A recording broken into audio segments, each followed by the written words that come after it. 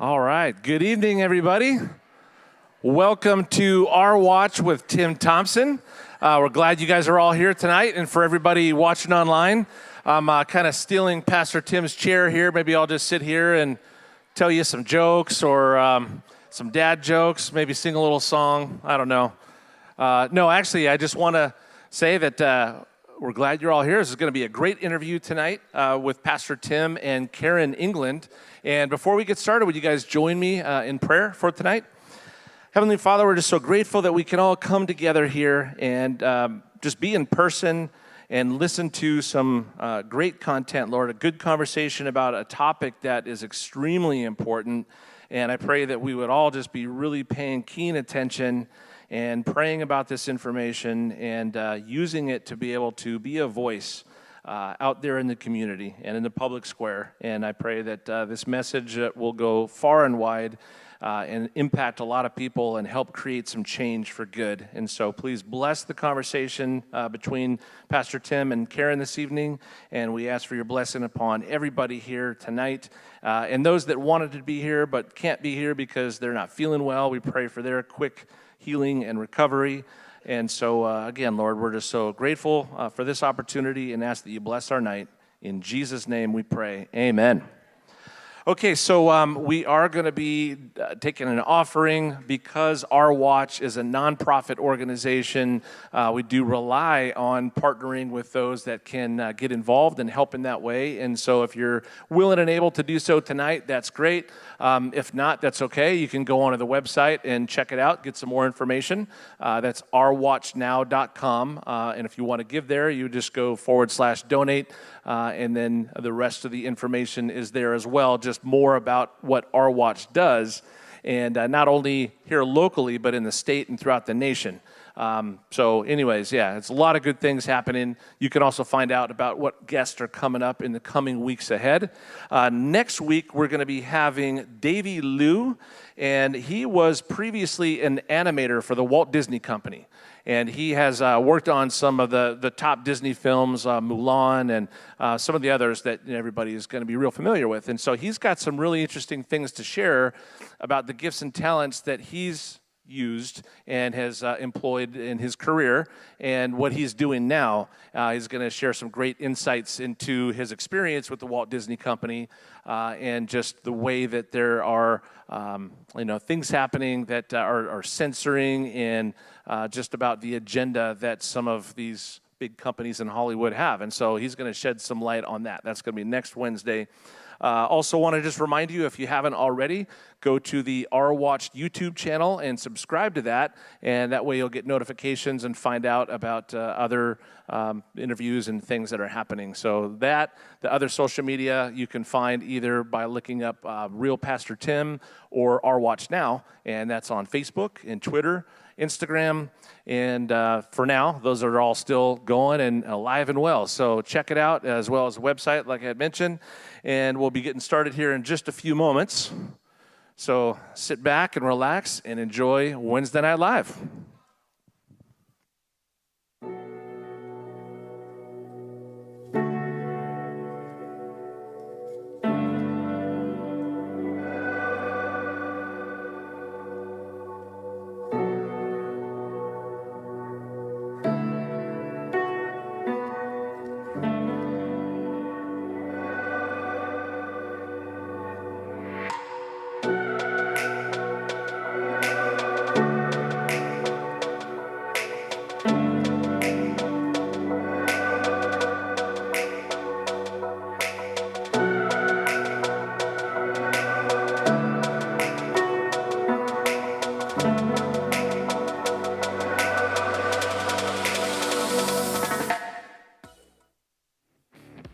This past year, the radical left with their globalist mindset has burned down our cities, forced businesses to close, and tried to silence our churches. They told us to wear a mask and stay home to save lives, and many Christians remain silent. That is no longer an option. The silent majority will be silent no more, and the sleeping giant has been awakened. We are going to use our voice to take back the media, stop the censorship, and very loudly take back the public square. I'm Tim Thompson, and this is Our Watch. Well, good evening, everybody. So good to see you all here. I want to also say hello to everybody that is tuned in online. Welcome to Our Watch with Tim Thompson. Glad you guys are with us. Before we get into the program for this evening, I just want to do a quick reminder for anybody who has little ones in here. This is going to be very graphic in nature. We gave that warning last week, and we gave the warning for those that do attend the church here on Sundays. We're going to be talking about what's happening in the public school system, the type of curriculum that's out there, and what they've been trying to indoctrinate our kids with. And some of the things that you're going to hear tonight are going to be appalling. And I was on the radio and I mentioned some of these things, and I actually got in trouble for mentioning them on the radio. And I'm thinking, okay, so I'm in trouble as an adult for mentioning it on a radio news program, and yet we can teach them to children in a classroom. It's unbelievable. But just wanted to make sure I gave that warning, and that, this is definitely something that is not a pleasant thing to hear, and I feel even weird saying some of these things as a pastor, which is why I'm going to have a woman come up and she can say it. So, our guest this evening is the director of Capital Resource Institute, which is an organization that researches and analyzes legislation right here in California, and that's all stuff related to the family, to religious liberty, to parental rights, things like that you guys know are very near and dear to my heart, and things I talk about quite a bit. They inform the legislators as they do their research and their analysis. They inform them of these upcoming bills and provide them with talking points to assist them in speaking out. They also host something I think is very important we're going to talk about tonight, Citizen Lobby Days. This is a really cool thing. They do that at the Capitol to teach citizens how to advocate on issues that are important to them. She has been featured on various outlets, including Laura Ingraham's show, the O'Reilly Factor, Tucker Carlson Tonight, the San Francisco Chronicle, World Net Daily, the Flash Report, Fox News, and now Our Watch with Tim Thompson. So please welcome out Karen England.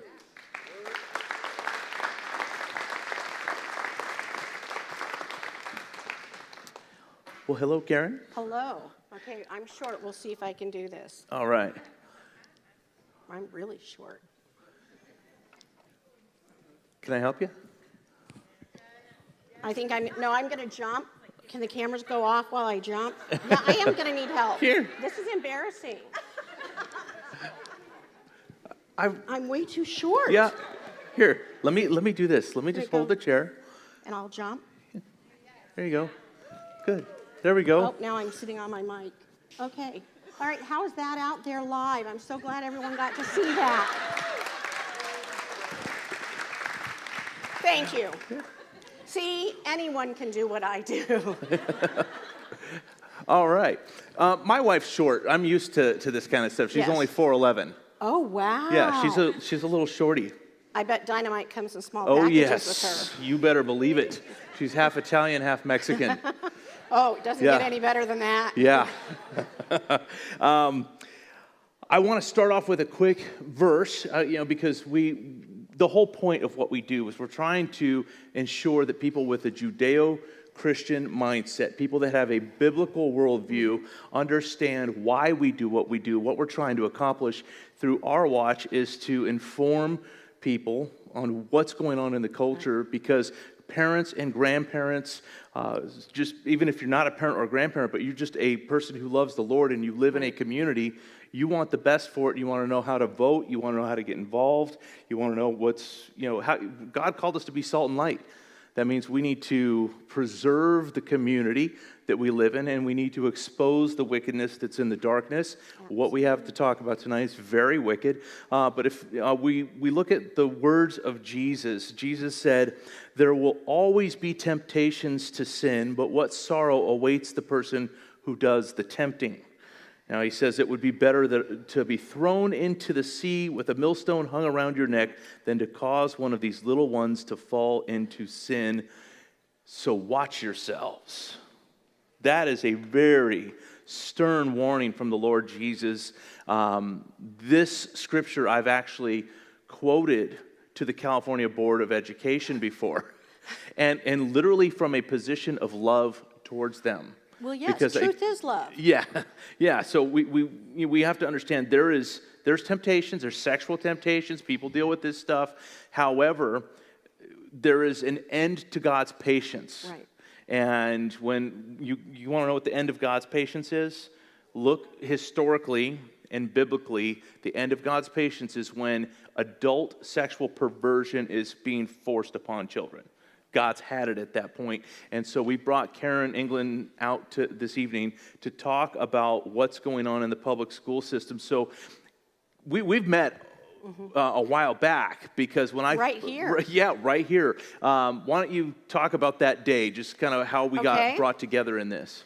Well, our office up in Sacramento, I got a call, and I was being told that, hey, there's a curriculum review night, and there was a pastor that had gotten the congregation informed, and they were all going to show up at the school board meeting, but it was like in 2 days. Can you come down and help? So I said, yes, that's what we do. Got down on a plane, came, met Pastor Tim, met with some people here, spoke a bit, and then we went over to the school board meeting to look at the curriculum that they were proposing. And at that time, it was Positive Prevention Plus, which is what the school district is using. And they were quite surprised to see 150 people show up to look at this curriculum, especially with such short notice, to have parents out there. And the parents, because we were able to have some time ahead of time, were able to ask specific questions, look for specific things in the curriculum. Even the presenters weren't quite sure how to answer everything that we were going and throwing at them. And I thought, we talked about this earlier today, that, you know, when they got up to do the presentation, they introduced the health counselor that was going to talk about the California Healthy Youth Act and why our kids needed to learn all of this, because this nurse really cares about you. But I had done my research ahead of time, and I knew, so I asked the question, where are you employed as a health expert and nurse? And it was Planned Parenthood. So she wasn't there because she cared about the health of our kids. She was there because she cared about what Planned Parenthood promotes. And so that was just an eye-opener, I think, for the entire community, that, wow, these are the people that we've entrusted our kids with and that are making decisions about curriculum and what we're going to teach them in school. And so this was one of the very first areas that took a look at curriculum. I remember it well. It was, again, one of the very first ones throughout the state. You know, now it's erupting everywhere. But you were on top of it. Well, yeah, we were on top of it as on top of it as we knew how to be. However, this was the second year they have taught the stuff. I mean, they had already been teaching this for an entire school year. I didn't know. As a pastor, I didn't know. I should have known. But we started digging, started trying to find out what was going on. And they're like, well, yeah, normally 25 parents come out. Like, well, that's unacceptable. By the way, anybody here live and in person from Menifee? Okay, look at that. Okay, this is the school district we're talking about right now. It's Menifee School District. And we're going to talk about Marietta in just a moment. But Menifee School District, this is what's being taught there. And I'm not trying to harp on you as a parent if you don't go to the school, but I'm going to harp on you as a parent if you don't go to the school. So here's the thing. We have to understand this, and I say this with absolute love, that you know how big that school district is.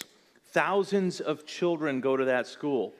25 parents on average show up to hear what's going to be taught. 25 out of thousands of students. This is unacceptable because we live in what's known as the Bible Belt of Southern California. There's churches everywhere. And when I first found out about this, I put the call out to every single pastor I knew. Do you know how many pastors showed up that day? Two. That's it. And granted, short notice, just 48 hours, but 48 hours telling them, listen, they're going to teach our children about anal sex and how to do this properly. I'm just saying, if like, if another pastor came to you and said, they're going to teach our children this. We need to get out there. We need, let's get the whole church out there. I mean, there should have been thousands of parents showing up saying, no way, no how are you going to allow that to be talked about to my child ever on the face of this planet.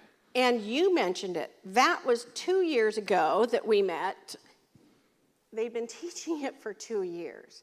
So this has been going on for a really, really long time. And I bet some people didn't show up because they didn't believe it to be true, because it is so outrageous to say that.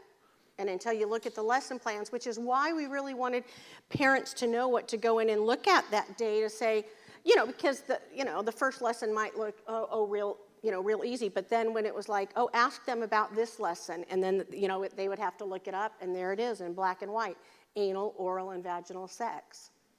He said it first. It's, I can't believe as a pastor that those words come off my tongue. I mean, it's just repulsive to me. It is clearly a violation of nature as God designed it. It's clearly a violation of His Word and how people are supposed to rightly live in a sexual relationship with anybody. And by the way, there's only one form of sexual relationship that is acceptable, and that is one man married to one woman, period, the end. Absolutely. Anything outside of that is sexual immorality. And when I say anything outside of that, I'm talking even heterosexual sexual intercourse, heterosexual sexual experiences that are outside the context of marriage are unacceptable. So believe me, when I talk about the things that I talk about from the perspective I'm talking about, my perspective is the Bible and what does God's Word say about it. And so I'm not here to pick on any group of people at all. All I'm here to do is tell people what God's Word says, and I want to make sure that people have true, factual information.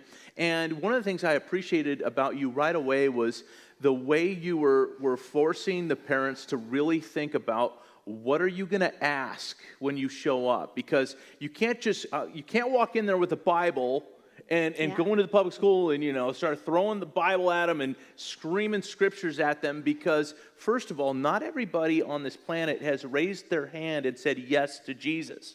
Not everybody has agreed to be held to this standard. Correct. And we have to, as believers, we have to respect that. Not everybody has to be, Jesus gives people free will. They could do what they want. I mean, there's massive consequences to breaking His law, but we can't go in there like that. So we have to come in armed with solid questions that they have to answer. One of them that you brought up that really, to me, was like, it turned in my mind a switch going, okay, I have to ask questions like that. And that was the question of condoms and their use. And I know where you're going with this. That's a great question because it forces them to have to go, wait a minute. The California Healthy Youth Act says that it has to be scientifically accurate, medically accurate, and they're telling us that this is safe and yet prove that it's safe. So, yes, and first I'm going to do a disclaimer. I'm a bit lighthearted when I say these words, and I want you to know I do take it very serious, but this is a really heavy thing, and so it may roll off my tongue, but it wasn't always like this. And I feel I'm passionate about it should make you uncomfortable when I say it. And so I know that when I'm saying it, but you should feel uncomfortable. And this is what they're teaching our kids. And so I don't want you to think any of that is lost on me, because it's not. As I especially dive into this next thing, because this is what I refer to as my favorite fact that I've learned. I never thought that sex education was a calling as a Christian. I became a believer later in life, and I was like, I had no idea I would be belonging to sex education groups and conferences I'd go to. It's kind of crazy. So God works in mysterious ways. The fun fact that I have, and it's not that fun, but there is no FDA-approved condom for anal sex. Thank you. Some other people are like, yes. And that, I think, is what he's referring to. Because they are talking about anal sex, and they are talking about, they actually put it in the different curriculums that are compliant with the California Healthy Youth Act, and they put it in there as equal as oral sex and vaginal sex, but they also, they put it in there, and it's just really interesting because they list it as low risk with a condom from STIs, which is implying that it's low risk, but it's not because there's no FDA-approved condom that can protect you with anal sex. But they don't tell our kids that. Now, they don't tell the kids that. They shouldn't be talking about it in the first place, but according to the law, and I want to ask you about the law, the California Healthy Youth Act, which is anything but healthy, it's requirement for them to teach things medically accurate. Now, it is not medically accurate to say that that's safe if there's nothing approved for use in that act. Well, and again, a lot of this just comes from, I'm doing this, nothing but this full time now, just sex ed, gender, now social justice stuff too. But there's a play on words, and when I repeat this, you'll kind of catch what I said.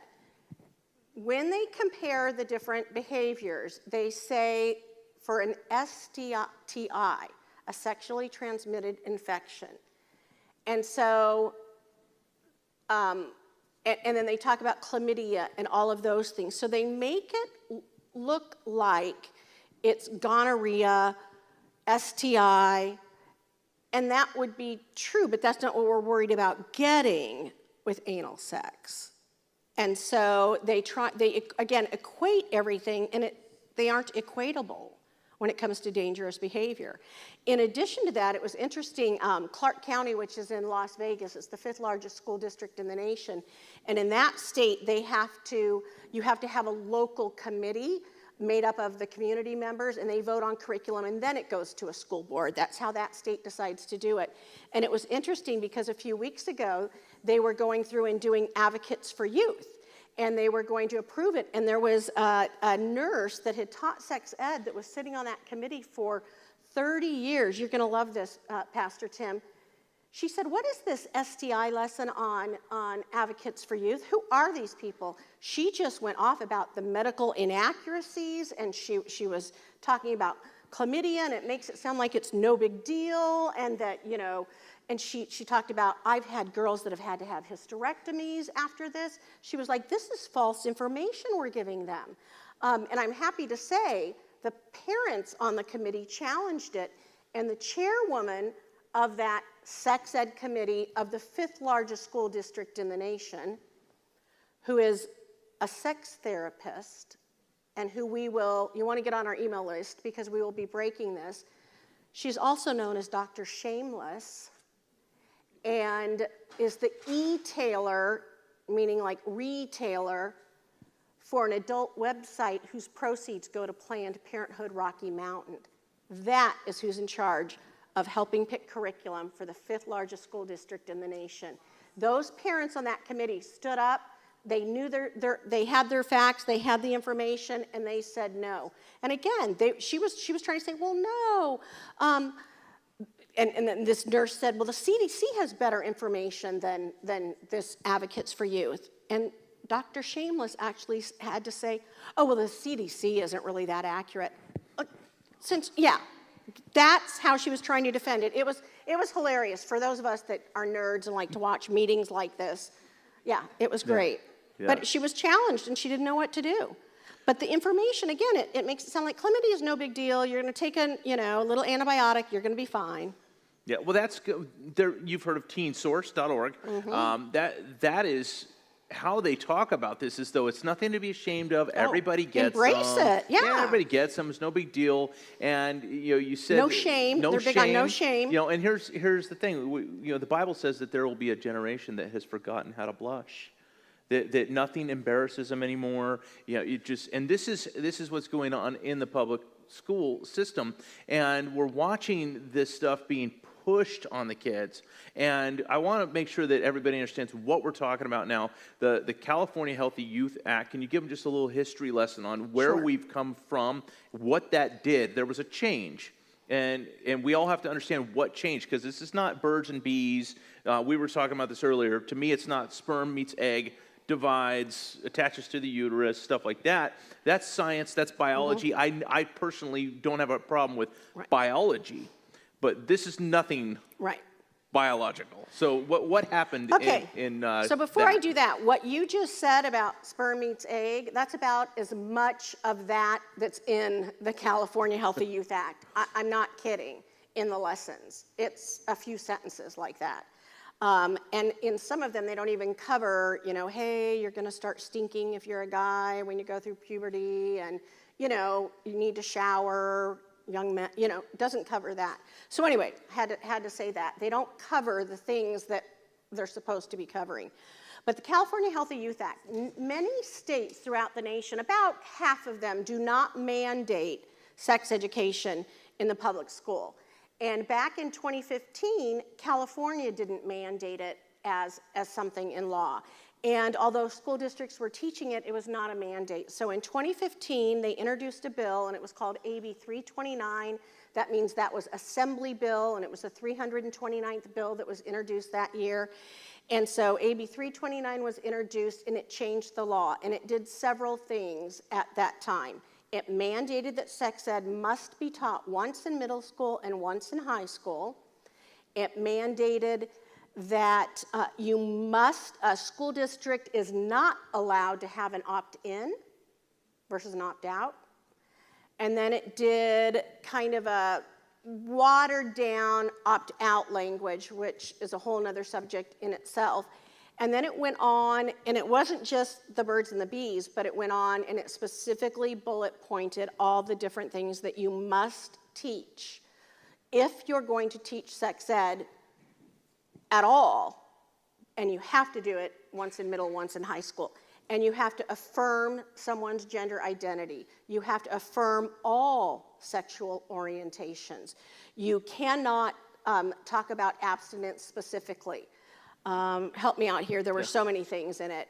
You have to tell, here's one, you have to tell the minor about her right to confidential medical services, i.e. abortion and birth control. And it's so specific that it said you also must tell her where they can go to get local resources. So every curriculum is modified for each area, and so if it's Target or you're a women's center in your area, it will say Target on Greenway or whatever street. So their curriculum goes down as specific as to tell the kids, and then they have them role play. Here's how you would call to make an appointment at one of these clinics. But the law was specific. It wasn't just tell them their rights, it was tell them where the local resources are for them to exercise their rights. And in the state of California, a minor can exercise her rights without parents knowing. And they cover that in every curriculum, and then they tell them exactly where they can go, where the parents won't know, won't find out, and help them role play to desensitize them in the classroom on how to make a clinic call, or here are the things that you're going to ask if you want to go check on an STI or STD, or if you want to go get on the pill. Right. Yeah. Get an abortion. Yes, get an abortion. And even now, get trans therapy, which is a new Absolutely. big push that they're doing. So we look at what they've done as far as that change. It's a drastic change from when we were kids. This is not the birds and the bees anymore. This has nothing to do with sex education. This is sexuality indoctrination. Totally different. And as we watch how they've been implementing this in the classrooms, one of the things that's drastically different, and this is primarily, in my opinion, you might have a different opinion, but it's primarily because of the push for transgenderism, they have blurred the gender lines. So now, instead of saying, okay, well, we're going to teach the boys, let's get the boys in a room, and we're going to talk to the boys, and let's get the girls in a room. Well, what if that girl thinks she's a boy? Well, that's not fair to put her in with all the girls. So, what if the boy thinks he's a girl? It's not fair to make him be in there with the boys. So just bring them all together and have them role play together. And now you're having boys and girls in the same classroom discussing these things and exposing them to things that they should never be exposed to. And what they're doing is, in the curriculum, they're teaching them about giving and receiving consent. You want to talk about that? Yes, again, lots of role playing, and I agree with you. I think they wanted to take it even a step further. They want guys and girls. They want to take away the blush factor. Mm-hmm. And so even some of the curriculum in the parent guide will talk about, hey, you may hear some giggles. Here's what you need to do. And hey, there may be some kids that are embarrassed. Here's what you need to do to get those kids from being uncomfortable, which my fifth grader should be my fifth grade granddaughter should be uncomfortable if she's hearing these words in the classroom. Thank goodness she's homeschooled. Anyway, so having said that, they do this consent, and it sounds really good. And when you go to a school board meeting, it's like, well, of course, we don't, no means no. They do it on the, do you know how many girls are assaulted? But what consent really does is it teaches our kids to say yes and how to say yes. And in all of the curriculums in California, it's a role playing. And so it says split up the kids or the students, groups of 5 or groups of 3. And they literally have cards with scenarios on them. And one is that you don't want to do it for religious reasons. And so they have them role play this with each other. These are middle school boys and girls. And so they give them the different scenarios and they role play them. And yeah, so what if my religious parents say that I'm not supposed to be doing this? How do I get around that? How do I still get to engage in these things? Yeah.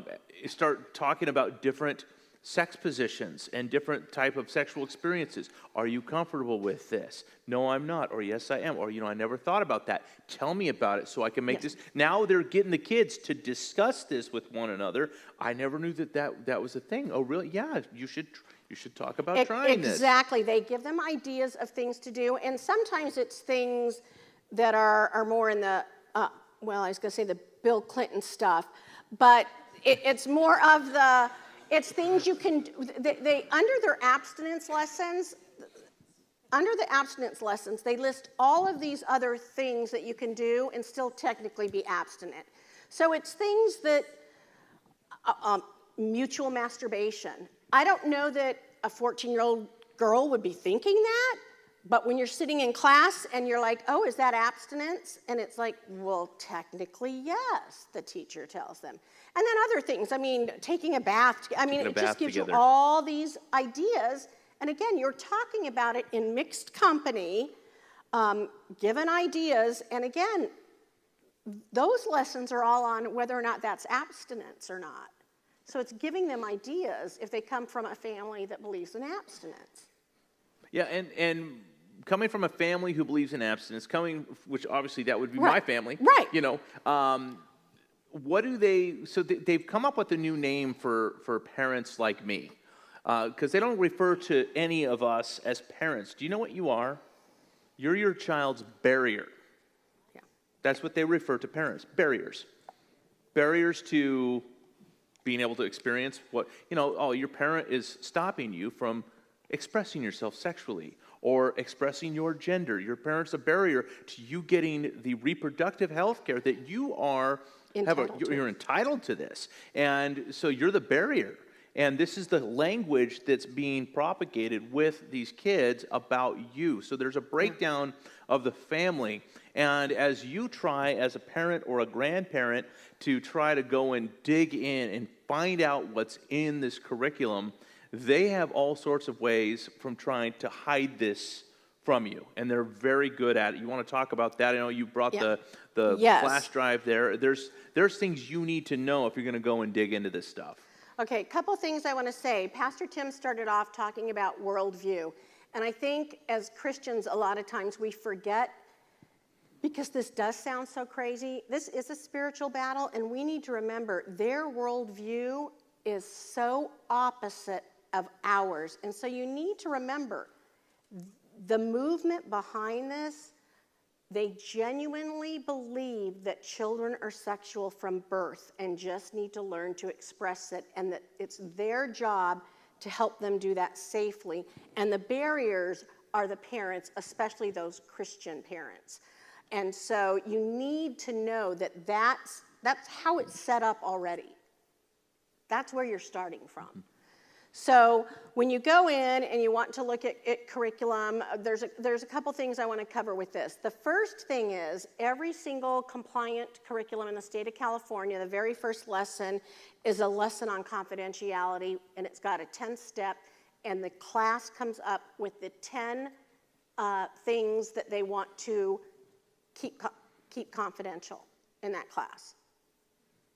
They could come up with and all agree, yeah, we're not going to tell our parents. They could agree what stays in this circle, what's said in the circle stays in the circle.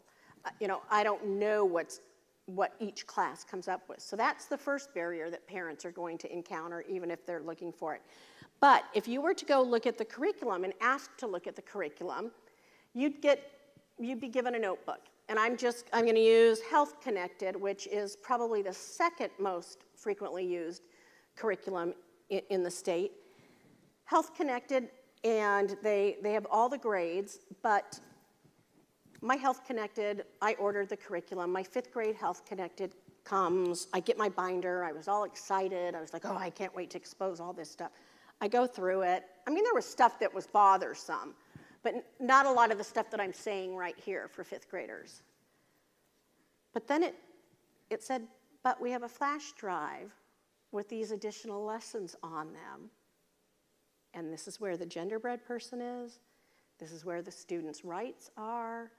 So when you go in to look in your school district and they hand you a notebook, this isn't in there. The other thing that's not in there, and an example, Positive Prevention Plus, which is what they were using at the school district that we went to, and it's the most commonly used one. When you get that curriculum, and our organization ordered that, when we found this out, we had to go order them all, at $300 and $400 a thing, but it was the only way we were able to find out what was going to be in it.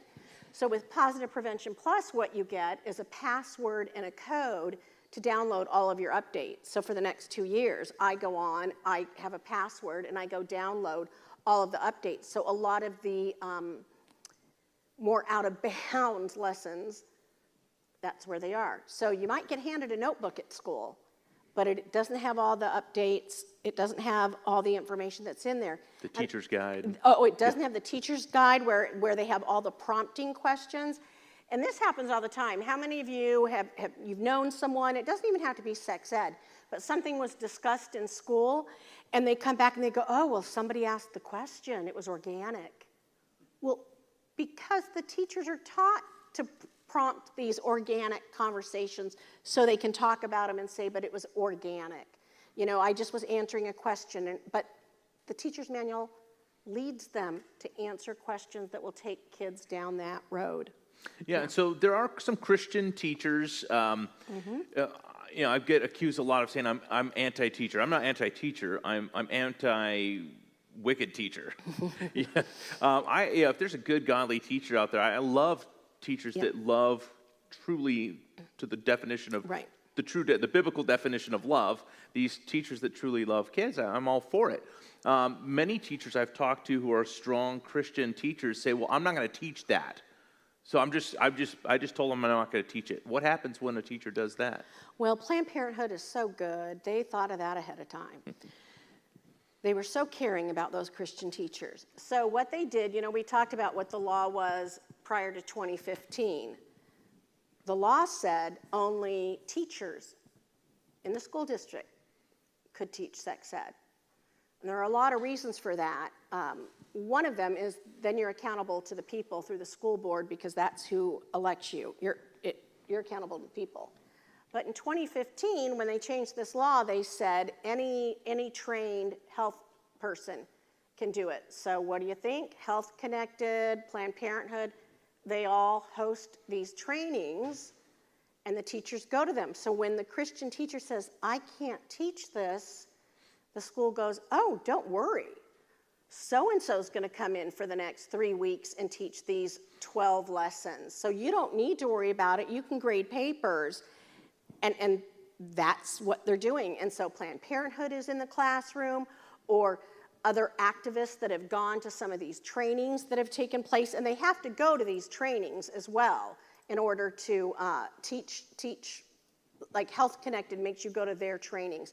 So I want to tell you, you need to go to our website and get on our email. It's capitalresource.org, because we did an open records request on 900 school districts.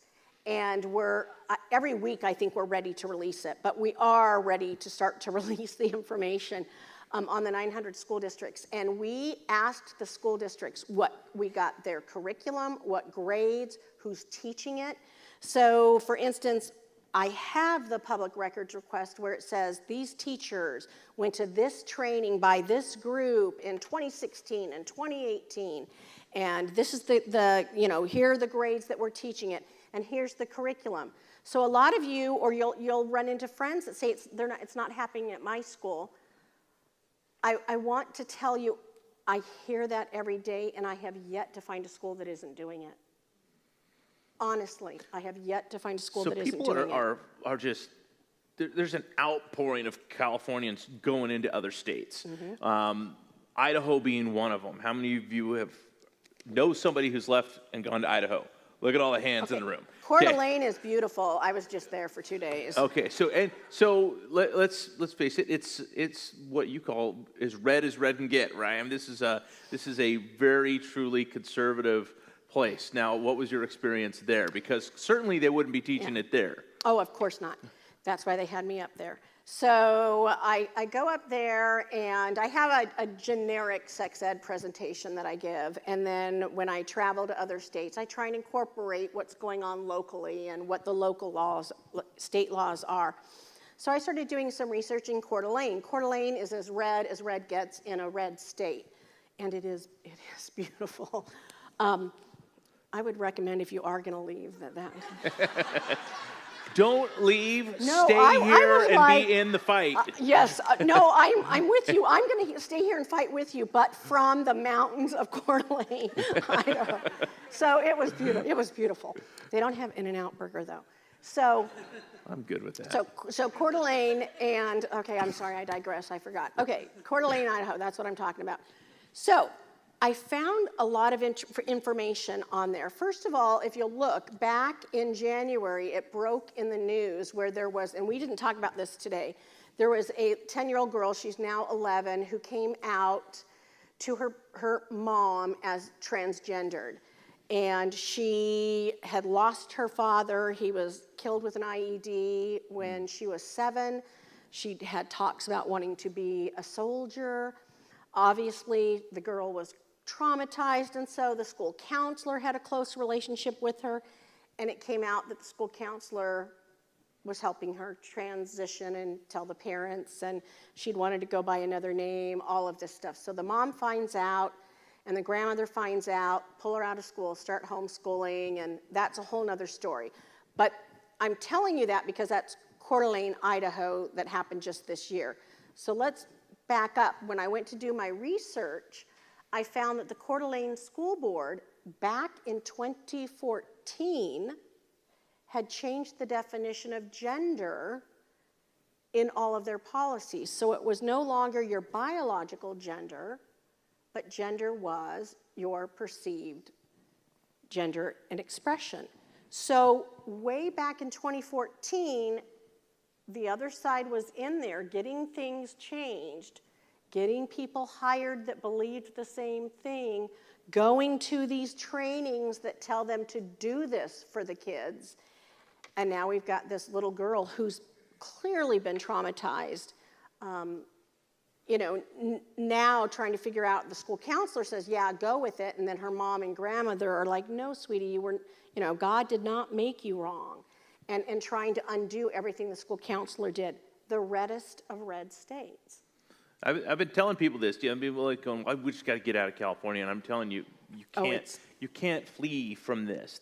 You're not going to, You cannot outrun it. What has to happen is a stand needs to be taken for biblical Absolutely. values. We have to stand.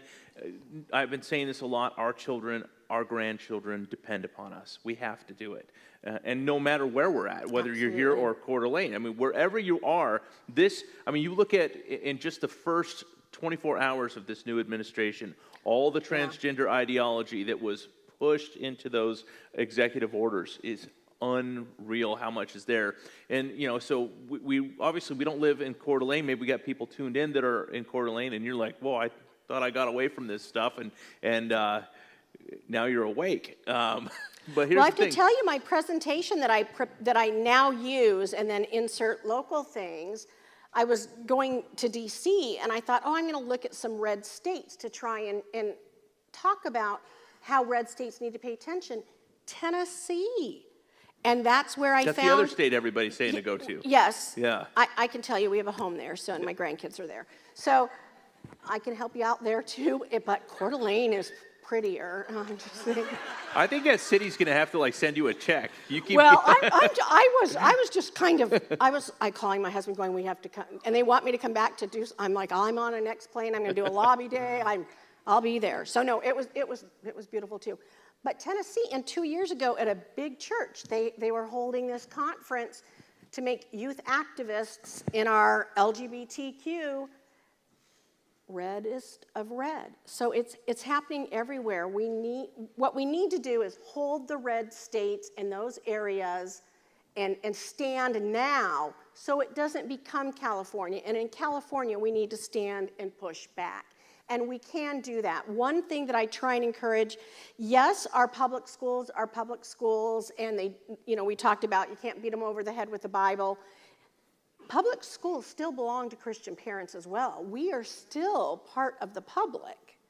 So our voice and what we want, our community standards still should matter. Just because you're a Christian doesn't mean you have no say in what you want going on in the public schools. Just means you can't have your Bible taught in the public schools. It doesn't mean your other standards or your worldview. Everyone has a worldview. And I think that sometimes Christians have pulled back and said, we're not allowed to have our world. No, you are allowed to advocate for your worldview. That's what voting is about. That's what electing someone to a school board is about. We are public school tax-paying people as well. And we're Christians. It doesn't mean we don't have a voice, and our voice is any less important than my neighbor's voice. Now, you may be thinking, and amen, by the way, we're going to talk about that at the end of our time together today, but you may be thinking, well, that doesn't happen in Marietta. I'll tell you this, if you guys could put this letter up there. I got this letter, this is from the Marietta School District, and I had requested that we talk about this stuff at a board meeting. And I got this letter in response to my request. Now, when a member of the public calls for something to be placed on the agenda, it is by law required to be placed on the agenda. Now, they put it in writing that they weren't going to place it on the agenda, and they said that the district is not at liberty to choose which laws it complies with. We would encourage you to bring your concerns to the legislature. Now, understand what they're saying here is, don't deal with us. We can't do anything about it. Go up to Sacramento. Now, when you go up to Sacramento, what do they say? Go back to your local school district. You got to talk to your school board. That's a local thing. And they just keep passing the buck. So we have to address both is what we have to do.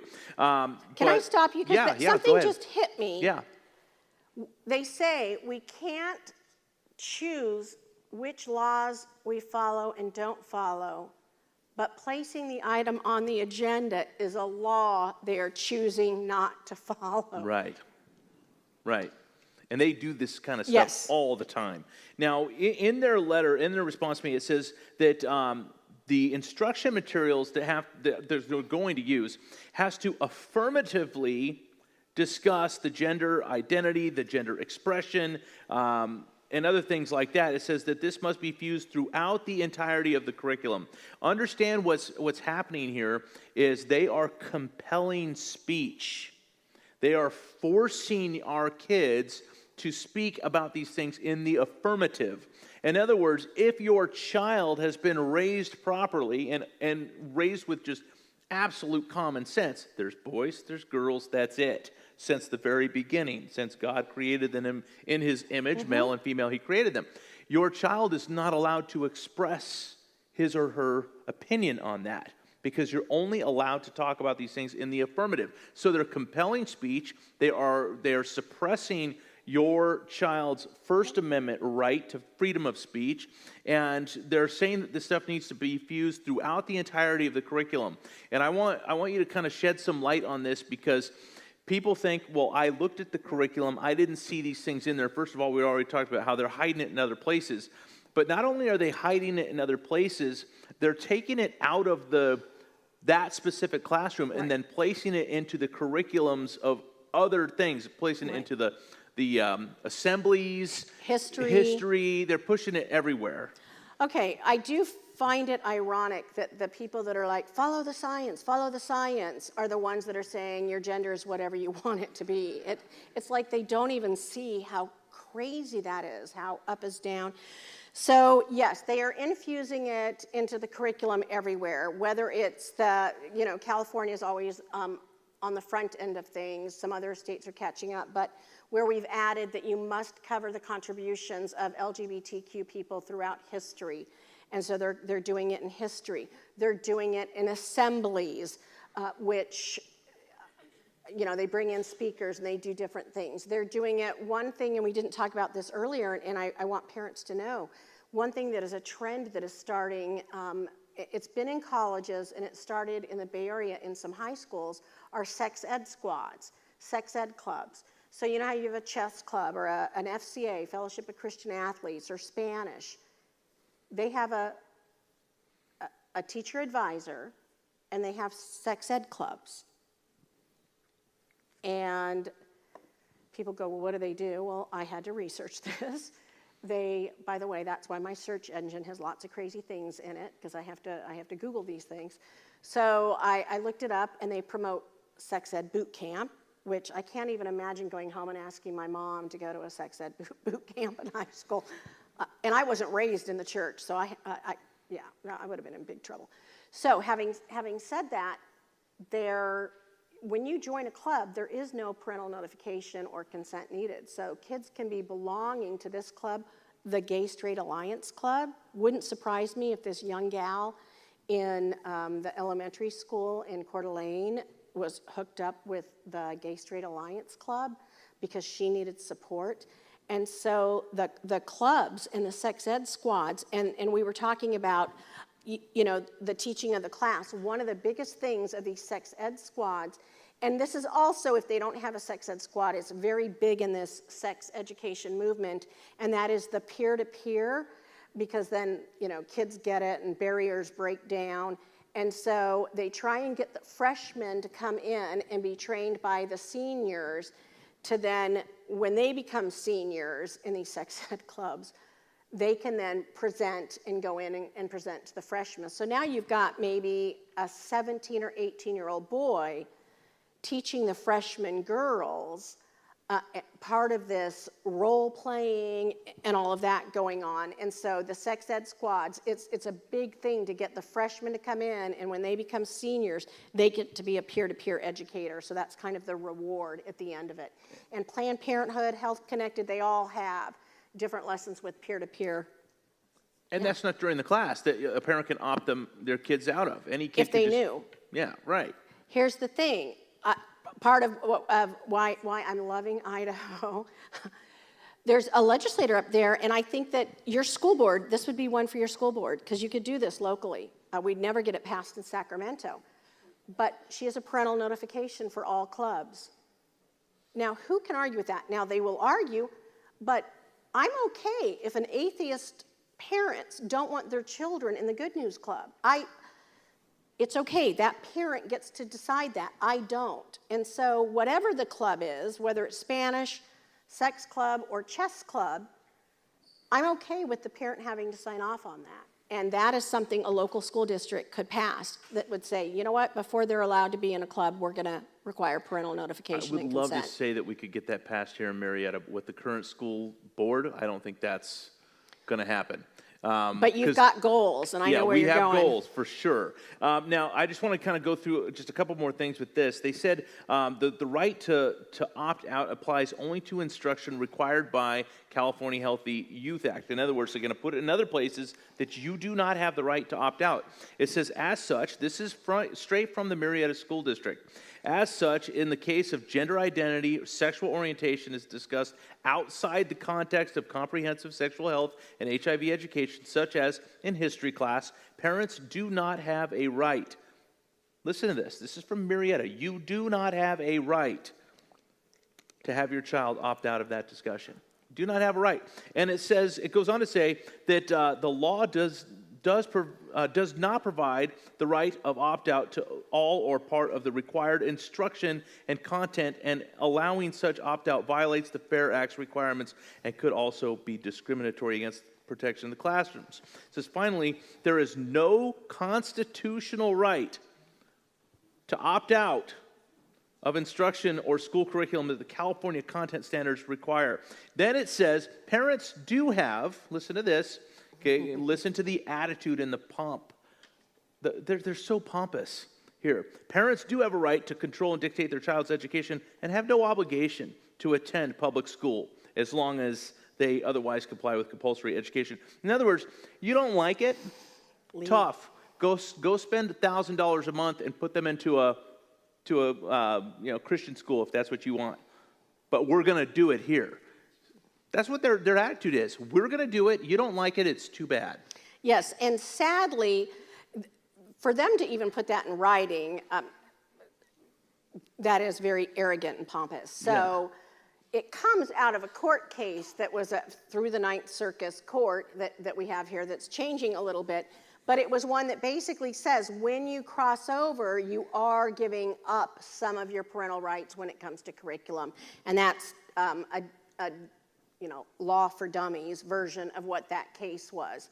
And so that's where they're getting it from, and that is their attitude that, hey, okay, well then, hit the road. Right. And listen to this. I'll just give you one more sentence from this letter. They said, we appreciate, now this is addressed to me personally, we appreciate your anticipated understanding and cooperation in assisting the district as they teach this garbage to the kids. They expect me to cooperate and assist them.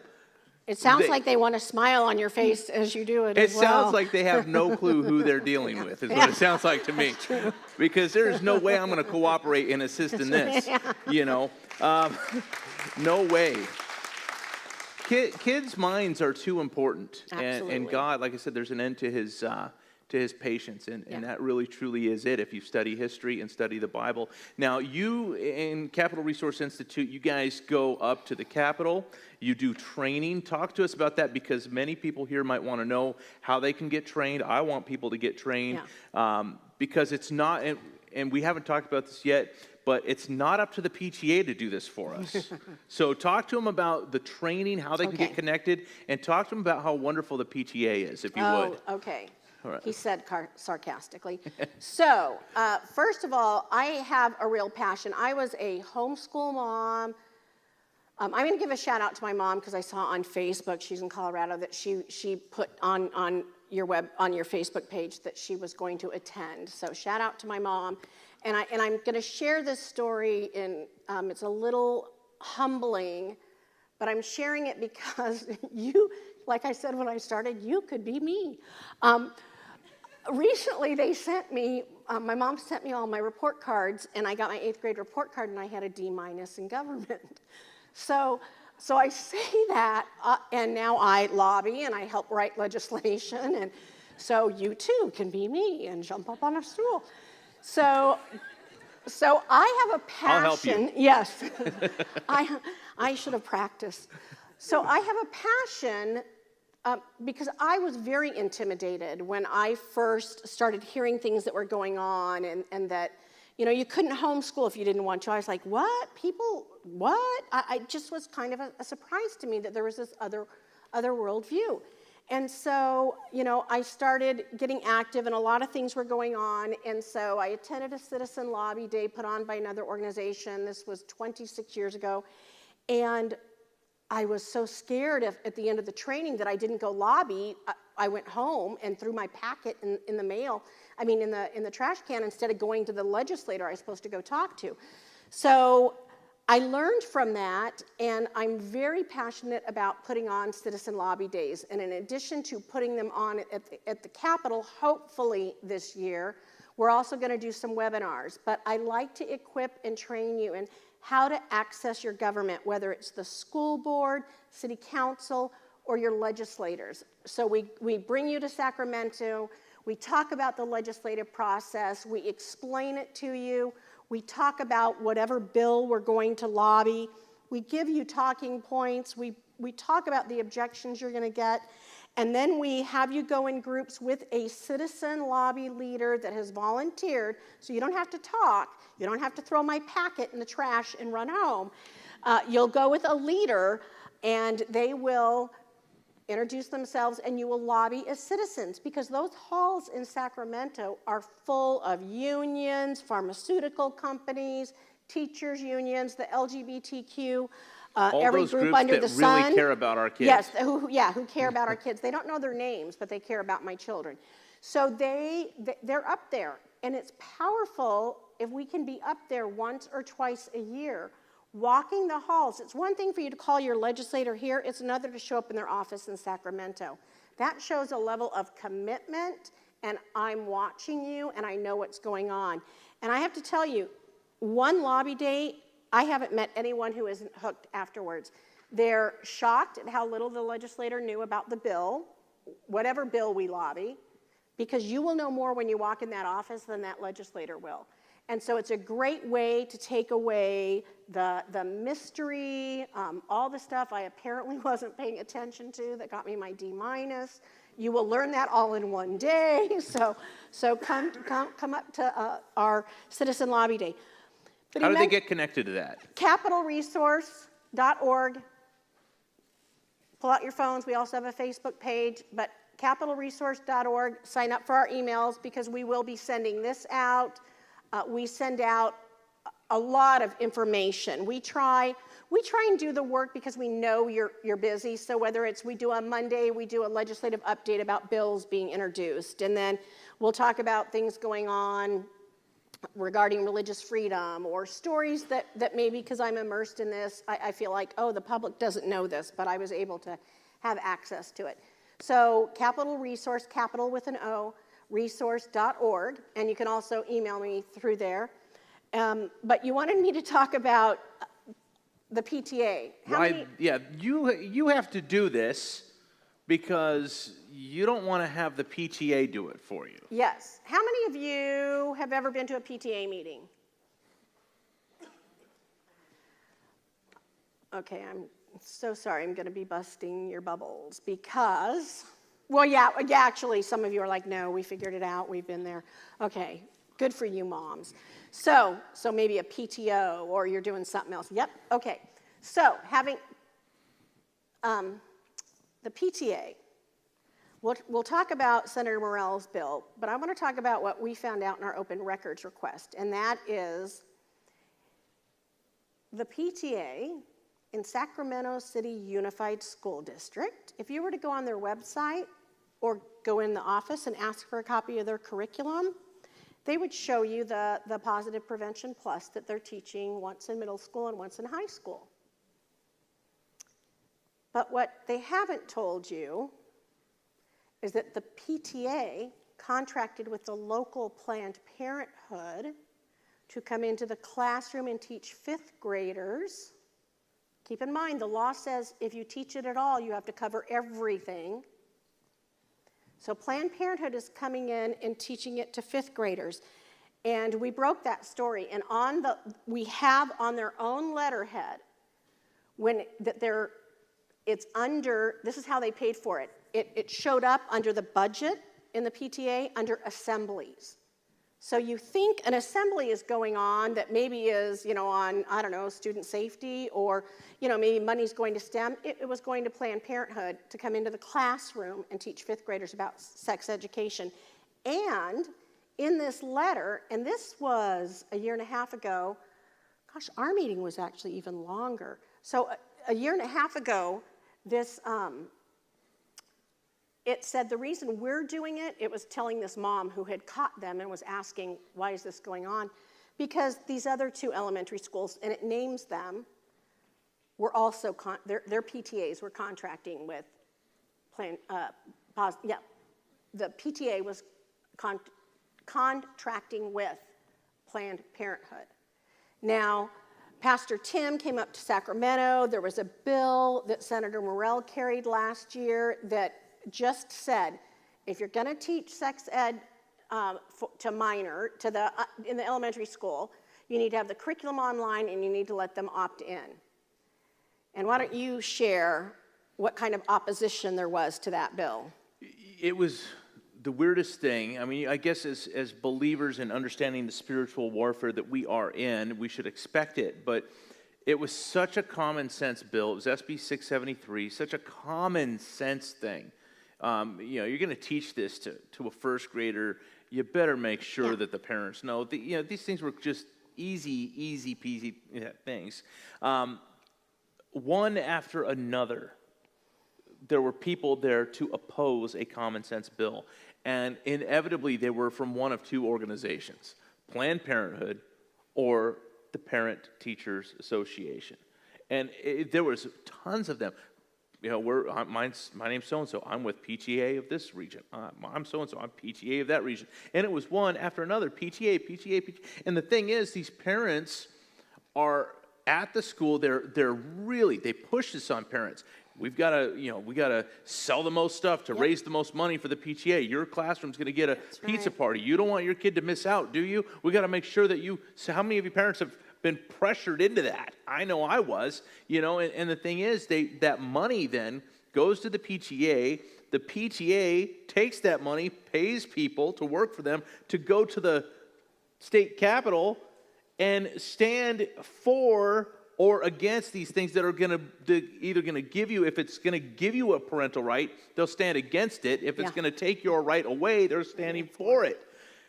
And we're paying for it. We're raising the money for them to do it. In addition to everyone that got up, like he said, person after person that was like, I represent this local area or whatever, one of the official, there's only a few people that officially can have, 10 minutes to oppose the bill. One of them was the lobbyist for the PTA.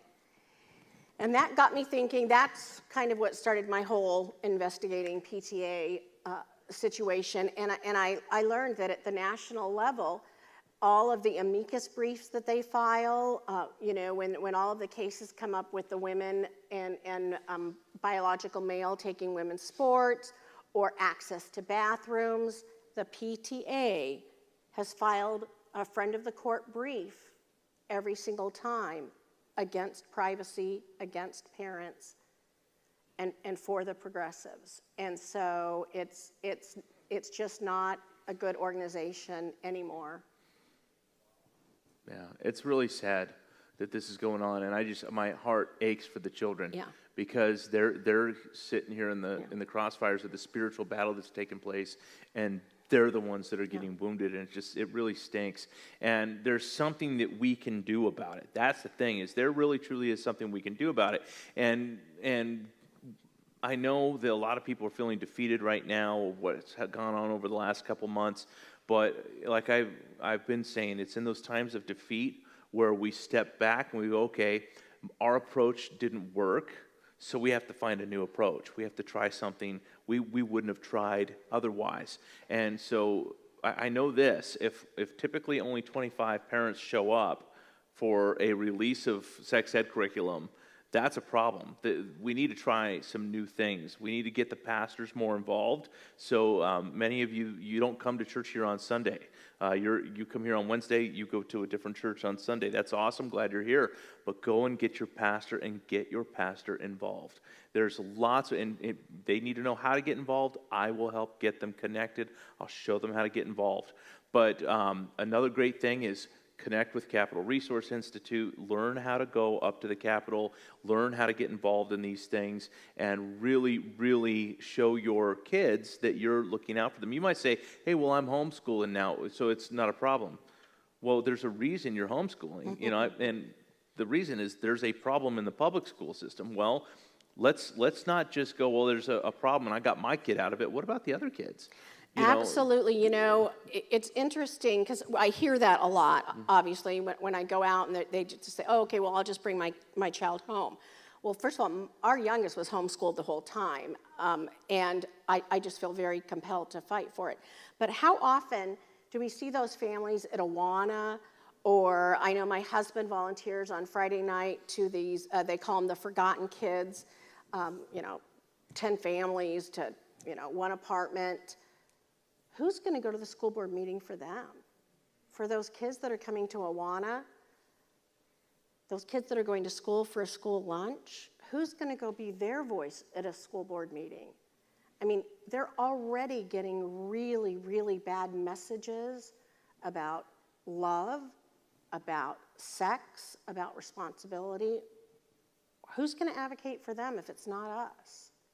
And so even if we've pulled our own kids out, we've got to worry about those other kids. Right. If we really love them and love our neighbor, then we're going to care about that. Right. So another thing that you can do is you can run for office. And we want to help you do that. Our watch wants to help you do that. We're going to we're hiring a consulting firm, and that consulting firm is going to vet all possible candidates. Now, some people, they think, oh, I'm going to run and I can win, and not everybody that wants to run is going to be able to win. So we want to help walk a person through that process. What does it look like to run for office? What do you have to do? When do you have to start? I can tell you, if you're going to try to run in 2 years, you're about 3 months late starting. Mm-hmm. We need to get the ball rolling on a lot of these things. So, some of you are going to have to run for office, and we're going to find a way to help get the school boards in our local area flipped. And whoever's watching online, wherever you're at, you need to be doing this too. Get your pastors connected, get them involved, and because here's the thing: the days of pastors, just saying, "Well, I just preach the gospel. I don't get involved in politics." Nonsense. Those days are over. Those days got us where we're at now. That's right. That's nonsense. When the radical left politicizes biblical moral issues like gender and sexuality and marriage and life, when they've politicized those, and then the pastor goes, well, I can't talk about them, they're political. Well, then you are no earthly good. And so it's time for the pastors to step up, and I firmly believe this. If they won't step up, God's going to raise up new ones. It's that simple. So the pastors need to get involved. You're going to need to get involved.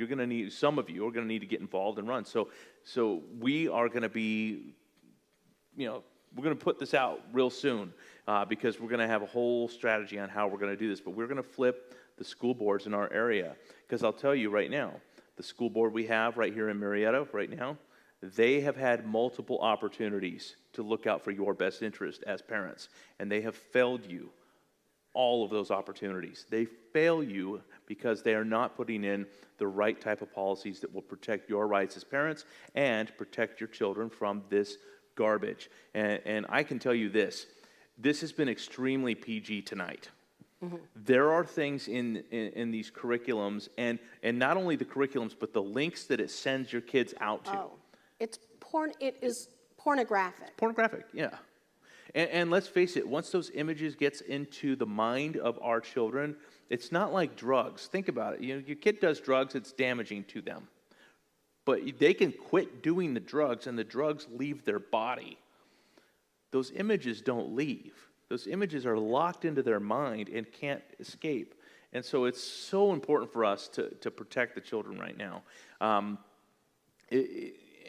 we're behind the eight ball. We're losing this battle right now.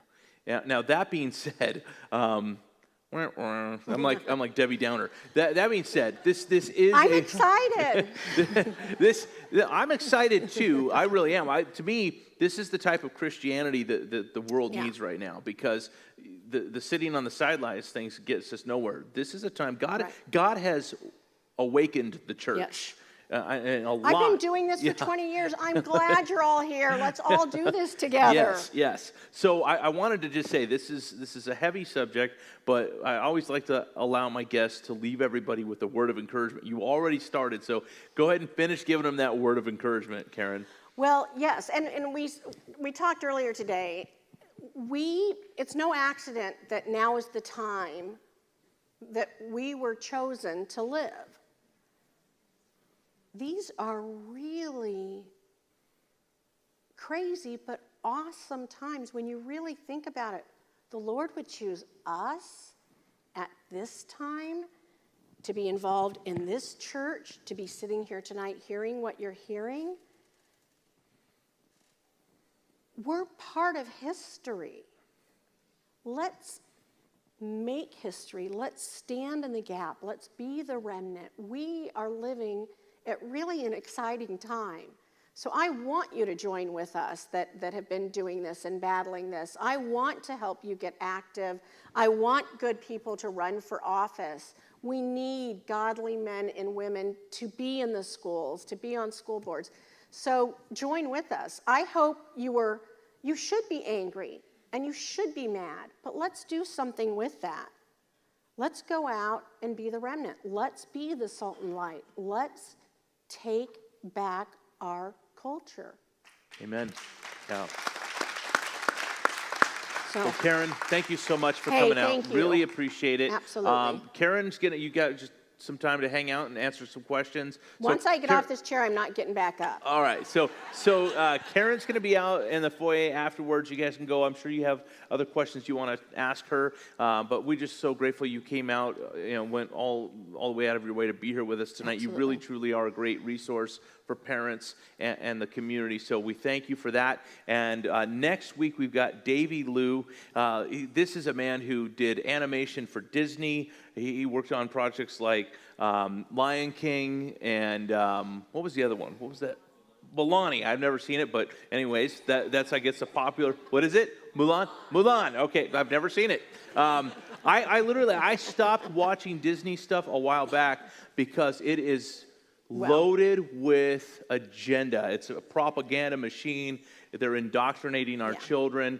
He's got a great testimony to why he's no longer with Disney, and he's got a great testimony to how the cancel culture is trying to stop him. But he has some incredible books out, you guys. These are, I'm hanging on. I already got some copies of his books. I'm hanging on to these because I'm really looking forward to being a grandpa at some point, and I'm going to read these books to my grandkids. They're really cool. So you're not going to want to miss this guy's testimony. You have anybody who's all pro Disney and stuff like that, and they're just not believing this stuff is actually true, bring them out next week. They're going to hear more about what's going on and the agenda that is out to try to indoctrinate our children. So God bless you guys. Thank you so much for coming out tonight. Thank you to everybody that tuned in online. We're glad you are with us, and we will see you all next week on Our Watch.